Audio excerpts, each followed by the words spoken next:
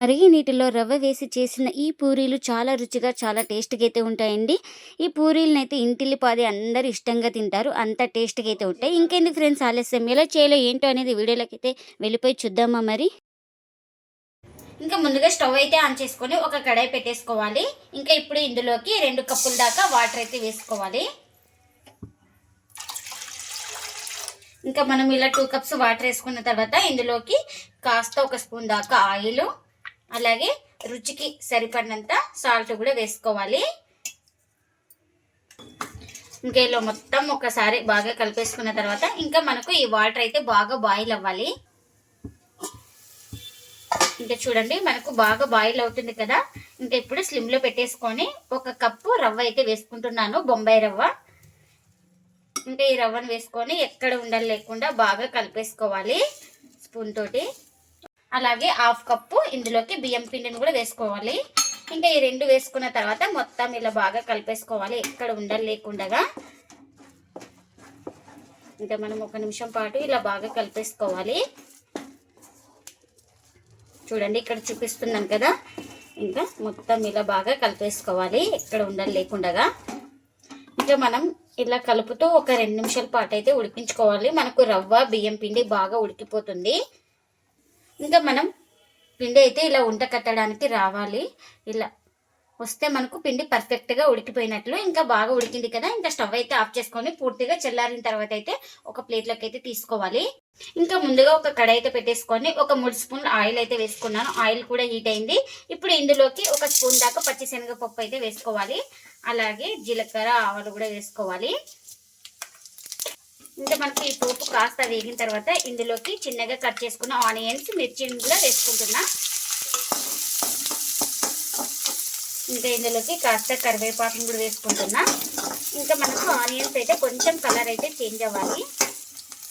ఇంకా ఇప్పుడు మనకు ఆనియన్స్ అయితే కలర్ చేంజ్ అయింది కదా. ఇప్పుడు ఇందులోకి చిన్నగా కట్ చేసుకున్న టమాటో ముక్కలు, అలాగే ఒక 1/2 టీ స్పూన్ దాకా పసుపు, ఇందులోకి రుచికి తగినంత సాల్ట్ని కూడా వేసుకోవాలి. ఇంకా ఇవన్నీ వేసుకున్న తర్వాత ఒకసారి మొత్తం బాగా కలిపేసుకుందాం.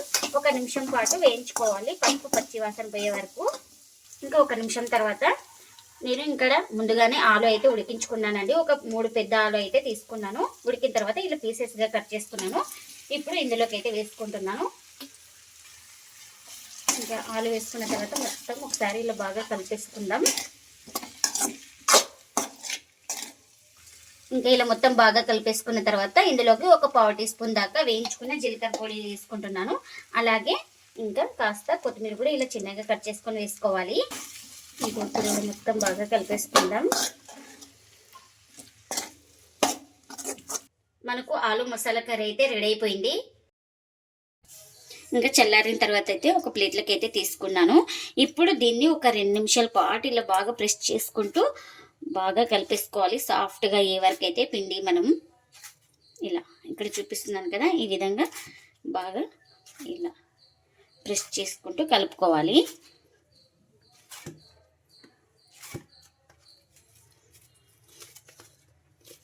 ఇంకా చూడండి ఇలా సాఫ్ట్గా బాగా పిండిని అయితే తడిపేసుకున్నాను. మనకు ఇప్పుడు ఏ సైజ్ కావాలో ఆ సైజ్ అయితే పిండి ముద్దను అయితే తీసుకోవాలి. ఇంకా నేను ఇక్కడ ఈ సైజ్ అయితే తీసుకున్నాను. ఇంకా ఇలా బాగా ఎక్కడ క్రాక్స్ లేకుండా ఇంకా ఉండలు అయితే చుట్టేసుకోవాలి ఇలా. ఇంకా వీటిని ఒక ప్లేట్లోకి అయితే తీసుకుంటున్నా. ఇంకా మనకు ఎన్ని కావాలో అన్ని చేసుకోవచ్చు. ఇంకా ఇప్పుడు కాస్త పొడిపిండిని అయితే వేసుకుంటున్నాను. ఈ పొడిపిండి వచ్చేసి బియ్యం పిండి అయితే వేసుకుంటున్నా. బియ్యం పిండి వేసుకుంటే చాలా బాగా వస్తాయి మనకు. ఇంకా ఒక పిండి ముద్దను తీసుకొని ఇలా బాగా కొంచెం డిప్ చేసుకోవాలి. ఇంకా ఇప్పుడు ఇలా రుద్దుకోవాలి. ఇంకా అటు ఇటు తిప్పుకుంటూ మనకు డిప్ చేసుకుంటూ పిండిని అయితే ఇలా రుద్దేసుకోవాలి. ఇంకా నేను ఇక్కడ చూపిస్తున్నాను కదా, ఈ థిక్నెస్ అయితే ఉండాలండి, ఎక్కువ పల్చాగా ఉండకూడదు. ఇంకా ఇక్కడ వేసుకుంటున్నాం సైడ్కి. మళ్ళీ పిండి ముద్ద తీసుకొని సేమ్ అలానే కొంచెం పొడి పిండి చల్లుకొని రుద్దుకోవాలి.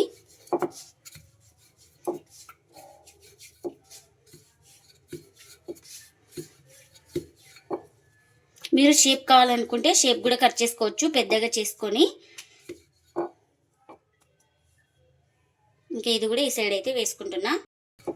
ఇంకా మరొకటి చూపిస్తున్నాను. మనకు ఎన్ని కావాలో అన్నీ ఇలానే రుద్దుకొని పెట్టుకుంటే తొందరగా కాల్చుకోవడానికి మనకు టైం అయితే సేవ్ అవుతుంది. ఇంకా ఇక్కడ ఆయిల్ కూడా పెట్టేసుకున్నాను. ఆయిల్ కూడా హీట్ అయింది మనకు.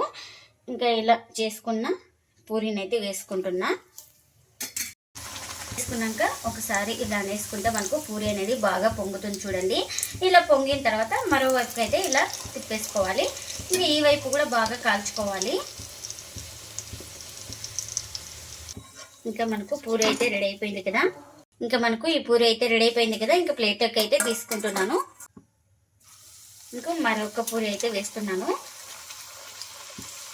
ఇలా పూరీ వేయగానే ఇలా కొంచెం అనేసుకుంటే మనకు పూరీ అనేది బాగా పొంగుతుంది. ఇలా పొంగిన తర్వాత ఇంకొక వైపు అయితే ఇలా తిప్పుకోవాలి. ఈ వైపు కూడా బాగా కాల్చుకోవాలి. ఇంకా మనకు ఇది కూడా రెడీ అయిపోయింది. ఇంకా ఇది కూడా ప్లేట్లోకి అయితే తీసుకున్నా. ఇంకా మరొకటి. ఇంకా మనం ఇలా చేసుకుంటే ఎన్ని పూరీలైనా ఈజీగా చేసుకోవచ్చండి. ఒక్కరే కానీ ఎవరి సహాయం లేకుండా మనకు ప్రతి పూరి పొంగుతూ బాగా వస్తాయి ఇలా చేయడం వల్ల. ఇంకా అటు ఇటు తిప్పుకుంటూ రెండు వైపులు కాలిన తర్వాత ఇంకా తీసేసుకోవడమే. ఇది కూడా రెడీ అయిపోయింది. అన్నీ ఇలానే చేసుకోవాలి. మరిగే నీటిలో రవ్వ వేసి చేసిన పూరీలు అయితే రెడీ అయిపోయినాయండి. ఇంకా ప్లేట్లకి అయితే సర్వ్ చేస్తున్నా. ఈ పూరీలు అయితే చాలా టేస్ట్గా అయితే ఉంటాయండి. పిల్లలు కానీ పెద్దలు కానీ అంత బాగా నచ్చుతాయి. ఎంత సాఫ్ట్గా ఉంటాయండి పూరీలు వచ్చేసి మనకు బాగా పొంగుతూ బాగా సాఫ్ట్గా అయితే వస్తాయి పూరీలు మనకు. ఇంకా మనం ఇప్పుడు ఇందులోకి ఆలు కర్రీ అయితే చేసుకున్నాం కదా. ఇంకా ఈ ఆలు కర్రీని కూడా ప్లేట్లకి అయితే సర్వ్ చేస్తున్నా. ఇంకా పూరీ అయితే చూడండి బాగా పొంగుతూ బాగా వచ్చింది చూడండి. ఎక్కడ పిండి అయితే లేదు, అంత సాఫ్ట్గా ఉంటాయండి పూరీలు అయితే.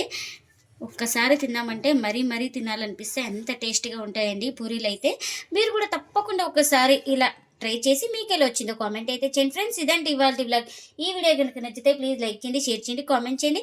అలాగే లైక్ చేసి సపోర్ట్ చేయండి friends. Thanks for watching. Bye bye.